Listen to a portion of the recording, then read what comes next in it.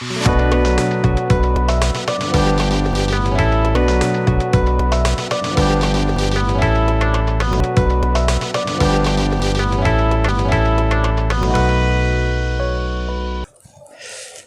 लिखा है? Employees pays tax to run the nation, to run the country. Business class has privilege to pay zero tax. Business class को ये सुविधा है कि वो उसको टैक्स नहीं देना है।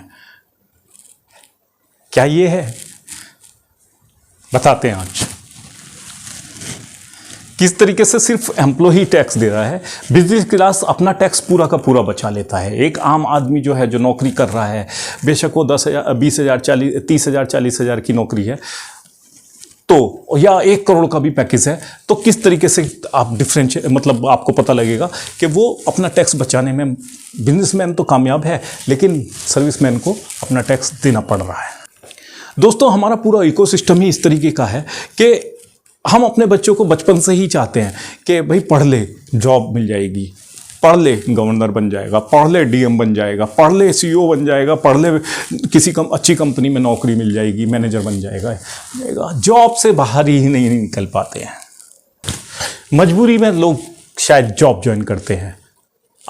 मैं ये नहीं आपको प्रोवोक कर रहा कि जॉब मार्केट बेकार है, लेकिन जो सिस्टम बना हुआ है उसको देखने के बाद वास्तव में आपको सोचने पर मजबूर हो जाओगे, ये वीडियो देखने के बाद, कि हमें जॉब के बारे में सोचना चाहिए या कोई छोटा मोटा ही काम कर लेना चाहिए। मैं आपको भड़का नहीं रहा हूँ कि आप जॉब मत कीजिए, जॉब कीजिए, लेकिन इस सिस्टम को भी जानिए जिसकी वजह से एक जॉब वाला पूरा टैक्स देता है और एक बिजनेसमैन, एक दुकानदार, एक अच्छे पैसे कमाने वाला जीरो टैक्स के बराबर देता है। बड़े बड़े बिजनेसमैन बचा लेते हैं टैक्स। किस तरीके से बचाते हैं मैं आपको बताऊंगा आज की वीडियो में। हमारा पूरे एजुकेशन सिस्टम ही इस तरीके का है।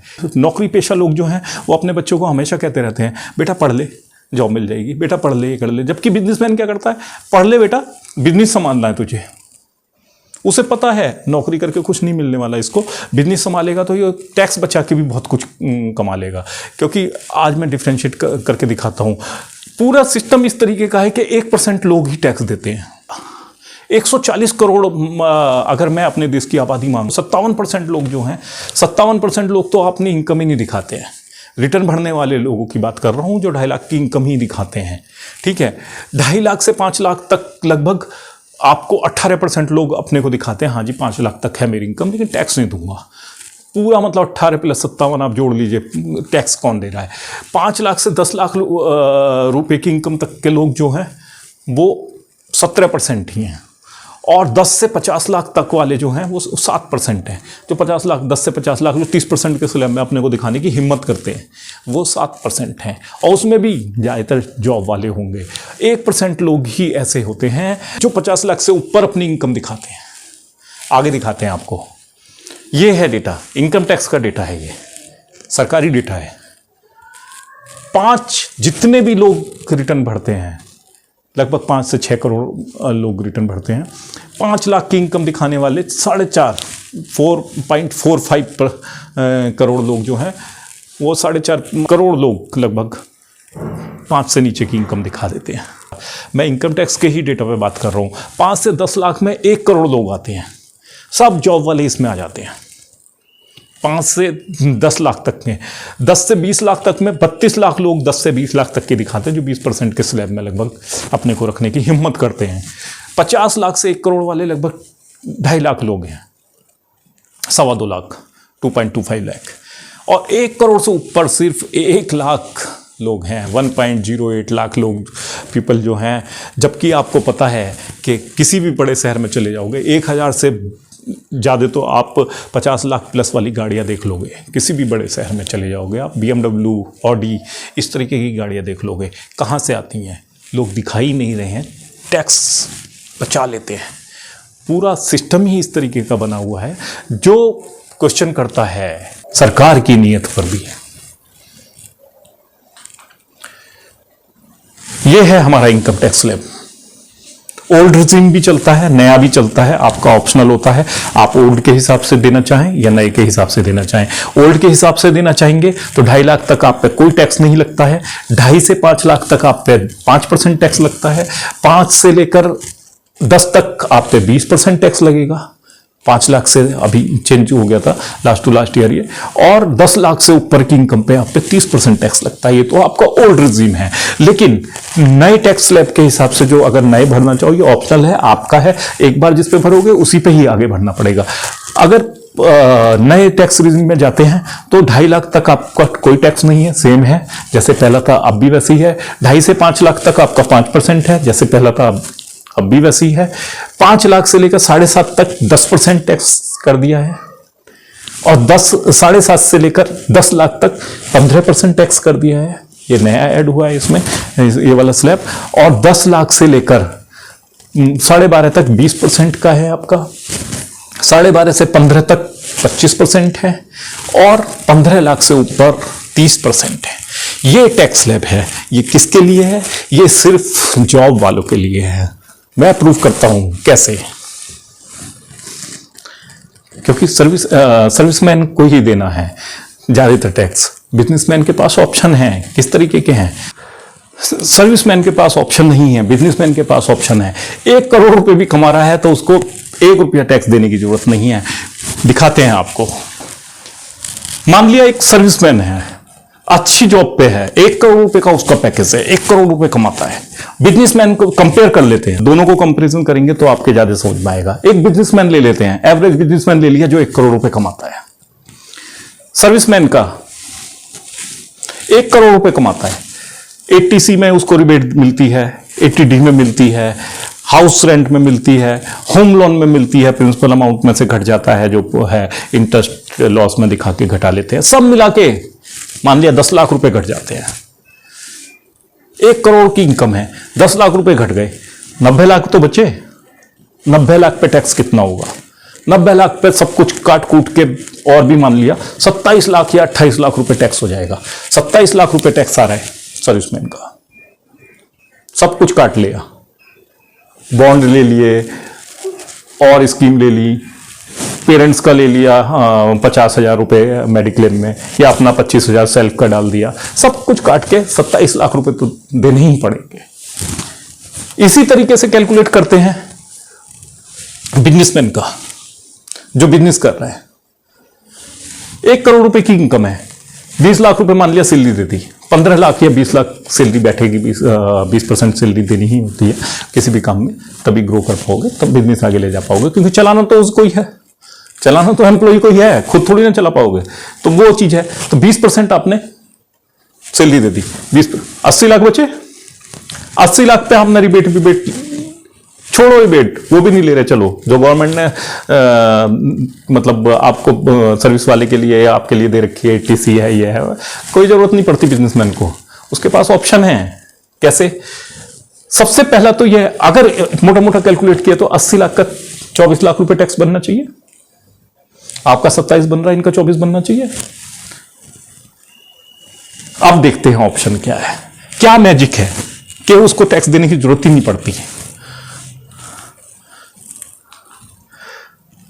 बिजनेसमैन का टैक्स, सर्विसमैन का मैंने कैलकुलेट करके दिखा दिया 27 लाख रुपए। और एक अंतर और है, बिजनेसमैन को टैक्स एक्सपेंस काटने के बाद देना होता है। सर्विसमैन को जो टैक्स देना होता है, जॉब करने वाले को जो टैक्स देना होता है, वो एडवांस में देना होता है। आपकी सैलरी आती है तो टैक्स कट के आती है। ये बहुत बड़ा अंतर है और इसी अंतर से शुरू होता है खेल। अब आपका 80 लाख रुपए इनकम है। 80 लाख रुपए इनकम में क्या क्या खेल कर सकता है? उसको गवर्नमेंट के द्वारा दी गई जो सुविधाएं हैं, जो छूट है, उसकी जरूरत भी नहीं पड़ती। सबसे पहले घर खरीदा था पिछले साल, घर पे डेप्रिसिएशन होता है, ठीक है, 1 करोड़ का खरीदा था, 10% डेप्रिसिएशन होता है, 10 लाख रुपए घट गए इनकम में से। 70 रह गए। 40 लाख रुपए की गाड़ी खरीदी थी एक, ठीक है, खर्चा करना होता है, खर्चा घट गई तो टैक्स लगेगा, अगर इनकम दिखा दी तो कैसे लगेगा। 40 लाख की एक गाड़ी खरीदी थी, डेप्रिसिएशन लगा लिया, मान लिया 30%, डेप्रिसिएशन लगा लिया, बहुत लोअर साइड भी लगाया तो 5 लाख रुपए डेप्रिसिएशन के घट गए।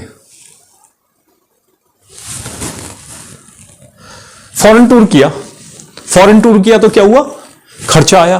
बिजनेस टूर दिखा दिया तो पूरी फैमिली को घुमा लाए, मजे भी कर लिए, विदेश घूम आए, खर्चा आके डाल दिया कंपनी के एक्सपेंसेस में। जबकि सर्विसमैन बेचारा जो बचते हैं, सब कुछ काटने के बाद 90 लाख को टैक्स भी कट गया, टैक्स कटने के बाद जो उसके पास बचे 63 लाख रुपए के करीब जो बचे, उसमें से सारे खर्चे कर रहा है। गाड़ी खरीदनी है तो अब जीएसटी, अब नई गाड़ी खरीदनी है, जीएसटी सर्विसमैन को पे करनी पड़ रही है, कोई रिफंड नहीं मिलेगा, बंदे को रिफंड भी मिलेगा। हाँ जी, कंपनी के लिए यूज की है तो रिफंड मिल गया। पेट्रोल पूरा कंपनी में डाल दो, खर्चा हो गया, रिफंड मिल गया। साल भर में 4 लाख रुपए का पेट्रोल लगता है तो उसका अपना लगेगा, ये पूरा कंपनी में डलेगा तो रिफंड मिल गया। ठीक है, एक्सपेंसेस हो गए, मतलब जीएसटी का रिफंड मिल गया। इनकम बच रही है यार, 30 लाख रुपए बच रहे हैं, या 40 लाख रुपए अब भी बच रहे हैं, तो क्या किया, गाड़ी खरीद ली, कंपनी के लिए खरीदी जी, डायरेक्टर हूं कंपनी में, कंपनी के खर्चे में डालेगी। ठीक है, जीएसटी जो लगी उसका मेरे को रिफंड मिल जाएगा, 30 लाख रुपए हो गए। एसी खरीदा, ऑफिस के लिए खरीदा, घर पे लगाया, रिफंड ले लिया, एक्सपेंसेस में डाल दिए, जीएसटी का रिफंड मिल गया, वो एक इनकम है। सब कुछ बराबर कर दिया। और बहुत से तो इतने महान होते हैं, लॉस दिखा देते हैं, हाँ जी लॉस और हो गया मुझे तो, एक्सपेंसेस इतने ज्यादा, क्योंकि आपको पता ही है एक्सपेंसेस डालने चलेंगे तो आपके एक्सपेंसेस ज्यादा हो जाएंगे, इनकम कम होगी। तो चलिए, फिर भी मैं मानता हूं कि बहुत शरीफ है, 20 लाख रुपए की फिर भी टैक्सेबल इनकम आ गई। अब 20 लाख रुपए की इनकम आ गई तो दिमाग चलता है यार, 20 लाख की भी इनकम आ गई तो 20% में तो आ ही जाएंगे, तो क्या होगा कि 2 3 6 लाख रुपए देने होंगे। अब 6 लाख रुपए देने के लिए सोचता है यार क्या करें, उसका भी यहां पर जुगाड़ है, उसका भी जुगाड़ दे रखा है इंडियन गवर्नमेंट ने, डिवाइड एंड रूल। फैमिली में 4 मेंबर हैं जी, पत्नी ने ना, वाइफ ने मेरे को हेल्प की थी कि वो फाइनेंस में हेल्प की थी, उसकी सैलरी बांध दो, 5 लाख रुपए उसकी सैलरी हो गई। बेटे ने मेरे हेल्प की थी, 5 लाख रुपए उसकी सैलरी हो गई, 5 लाख रुपए मेरी सैलरी हो गई, 5 लाख रुपए पापा को salary they the, divide and rule. 20 lakh के 20 लाख मैंने सैलरी में बांट दिए चारों को, कि घर वालों ने हेल्प की थी तो हो गया। 5 लाख तक तो कोई टैक्स लगेगा ही नहीं, इनकम ही 5 लाख की है। क्या हुआ, 0 टैक्स। ये खेल है, बड़े बड़े बिजनेसमैन इसमें इन्वॉल्व होते हैं, कैसे टैक्स बचाते हैं। अमेजन ने 77,000 करोड़ का प्रॉफिट कमाया था 2018 में, अमेजन का एक रिपोर्ट पढ़ रहा था, टैक्स 0 था, क्योंकि कंपनी से कोई पैसा ही नहीं निकाला, सब कुछ कंपनी में लगा दिया, अपना खर्चा कंपनी में डाल रखा है, सब कुछ कंपनी कर रही है। कंपनी से जब पैसा निकालोगे तब आप पे टैक्स लगता है, कंपनी से आप इनकम निकालोगे तो उसको वहीं इन्वेस्ट कर रहे हो, सब कुछ कंपनी के अकाउंट में चल रहा है, तो टैक्स देने की जरूरत ही नहीं है। तो ये है वॉरेन बफेट जो है, वो बड़ा इंटरेस्टिंग फैक्ट है। वॉरेन बफेट जो टैक्स देते हैं वो उनकी सेक्रेटरी से कम है। उनकी सेक्रेटरी जो है वो सैलरी पे है, वो पेड, सैलरी पेड है, उसका टैक्स वॉरेन बफेट से ज्यादा टैक्स आता है। ये इंटरेस्टिंग फैक्ट है। मार्क जुकरबर्ग, इलॉन मस्क और भी बहुत बड़े बड़े बिजनेसमैन होम लोन लेते हैं घर बनाने के लिए, क्योंकि उन्हें सस्ता पड़ता है।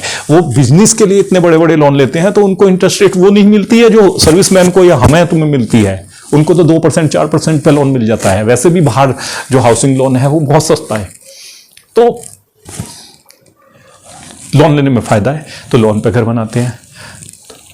तो इस तरीके से वो टैक्स बचाते हैं। या फैक्ट्री अपनी वहां लगा दी जहां SEZ बना, वहां पर सब्सिडी ले ली गवर्नमेंट से, तो बिजनेस में ये भी फायदा है, सब्सिडी मिल जाती है। 15 साल तक या 10 साल तक आपको 15% टैक्स देना होता है जो भी इनकम आए आपकी, तो वो एक एडिशनल बेनिफिट मिल जाता है। कंट्री वाइज लोग घूमते रहते हैं कि कहाँ पर टैक्स का मेरे को ज़्यादा रिबेट मिलेगा, वहाँ पर मैं अपनी सब्सिडी कंपनी लगा देता हूँ। इस तरीके से जैसे इलॉन मस्क ने नीदरलैंड में HO बनाया टेस्ला का, इंडिया में कंपनी लगाई HO नीदरलैंड, क्योंकि वहाँ पर टैक्स कम है और डबल टैक्सेशन ट्रीटी में है, तो वहाँ पर टैक्स दे लो, यहाँ टैक्स दे लो, तो वो वहाँ टैक्स देता है, वहाँ 0 टैक्स है। तो ये सब आपको सीए समझाते हैं, आपको नॉलेज नहीं होती है, सीए को नॉलेज होती है। जो चार्टेड अकाउंटेंट होते हैं वो रियल में आपको, लेकिन अल्टीमेटली नुकसान करते हैं देश का। आपको जो बिजनेस करने का एक अपॉर्चुनिटी मिली है वो आपको देश को ग्रो करने के लिए मिली होती है, आपकी फैमिली भी उससे ग्रो होती है और देश भी ग्रो होता है, देश की इकोनॉमी बढ़ती है, तो सब ग्रो करते हैं। इसलिए हमें सोच समझ के बड़े इथिक्स के साथ बिजनेस करने चाहिए। एक बुक आप पढ़िएगा, हाउ द माइटी फॉल्स, वो ही सर्वाइव कर पाते हैं जो इथिक्स पे चलते हैं, जिनके संस्कार होते हैं, जिनका चरित्र होता है, जिनके सिद्धांत होते हैं। सिर्फ पैसा कमाने के लिए बिजनेस नहीं किया जाता मेरे दोस्त। आप अगर सिद्धांत पे चल के बिजनेस करेंगे तो आप ज़्यादा ग्रो करेंगे। आप देखेंगे कि आप एक्सपोनेंशियली ग्रो कर रहे हैं और कई पीढ़ी तक आप चलेंगे। नहीं तो 1, 2 या 3 पीढ़ी के बाद बिजनेस डूबता है। कारण यही है क्योंकि हम सिर्फ पैसे को महत्ता देते हैं, पैसे को इम्पोर्टेंट समझते हैं और सारे इथिक्स, सारे सिद्धांत दांव पे लगा देते हैं। और सीए के आपको ये समझाता है कि मैंने इतना पैसा बचा दिया। अरे चोरी करके तो कोई भी बचा लेगा, टैक्स इवेशन ही कहते हैं इसको। तो इसलिए मैं आपको सजेस्ट करता हूं और गवर्नमेंट को से भी उम्मीद करता हूं, इसका समाधान क्या है। गवर्नमेंट हमेशा अच्छाई के लिए बनाती है, लेकिन हम लोग उसमें से तोड़ निकाल लेते हैं।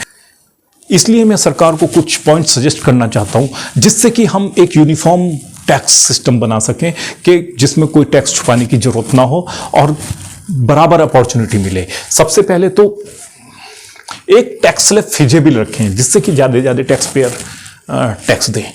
टैक्स जब आप फिजिबल एक स्लैब रखेंगे तो ज़्यादा से ज़्यादा लोग जुड़ना चाहेंगे। 30%, 20% जो होता है बहुत ज़्यादा होता है, इसलिए लोग टैक्स इवेशन की तरफ भागते हैं।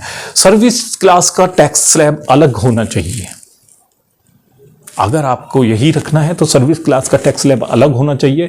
क्योंकि होता क्या है, अब आप सोचेंगे कि गवर्नमेंट को जब पता होता है ये बिजनेसमैन इस तरीके से बचा लेते हैं टैक्स, तो वो उनके ऊपर एक्शन क्यों नहीं लेती। उसका भी कारण है क्योंकि गवर्नमेंट के ऊपर ये भी प्रेशर होता है कि मुझे इतने लोगों को जॉब देनी है, मुझे इलेक्शन भी जीतना है, जॉब मार्केट बड़ा बनाना है। क्योंकि अगर कंपनी यहाँ से उखड़ के दूसरी जगह दुबई में चली गई, सिंगापुर चली गई, नीदरलैंड चली गई, तो होता क्या है कि वो आपका जॉब मार्केट गया, आप कहाँ से जॉब दोगे उन्हें। जॉब नहीं दे पाओगे तो आपके ऊपर प्रेशर आएगा। लेकिन अगर कंपनी यहाँ चलेगी तो जॉब देंगे, वो जॉब देंगे तो वो जॉब वाले आपको टैक्स देंगे। ये सरकार का एक प्लान होता है जिसमें कि उसे पता है कि टैक्स तो आएगा, इतने सारे लोग जॉब करेंगे, वो टैक्स देंगे। अगर एक कंपनी नहीं दे रही है तो उससे आएगा, कुछ ना कुछ तो कंपनी फिर भी देती है। इस तरीके के टैक्स सिस्टम से जो चलता चला आ रहा है, इससे सोसाइटी में असंतुलन का एटमॉस्फेयर क्रिएट होता है। आपने देखा होगा किसी भी मेट्रो में आप जाएंगे, पूरे देश में 1 लाख से ज़्यादा लोग नहीं हैं जो 1 करोड़ मतलब अपनी इनकम दिखाते हैं। 1 करोड़ इनकम दिखाने वाले 1 लाख कुछ ही लोग हैं। लेकिन आप किसी भी शहर में चले जाएंगे तो लाखों गाड़ियां आपको 30 लाख 50 लाख वाली दी जाएंगी। तो क्या वो 1 करोड़ की इनकम में मेंटेन हो जाएंगी? नहीं होंगी। सबको पता होता है, लेकिन फिर भी इस पर एक्शन नहीं लिया जाता।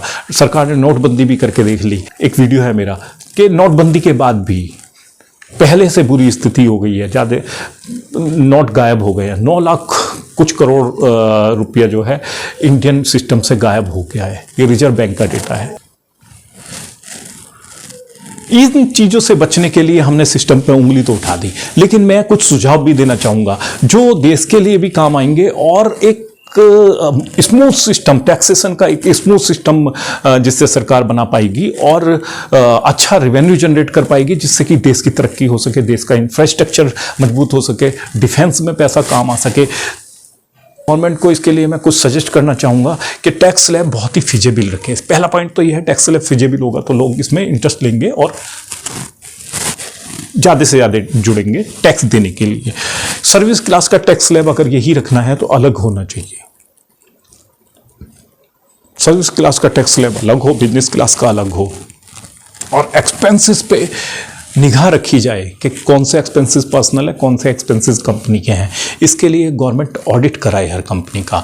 सोसाइटी में असंतुलन का व्यवहार ना बने, क्योंकि ये जो सिस्टम है इससे असंतुलन का व्यवहार बन रहा है। क्योंकि क्या हो रहा है कि 1 लाख कुछ ही लोग हैं, 1.08 लाख लोग हैं जो 1 करोड़ की इनकम दिखाते हैं।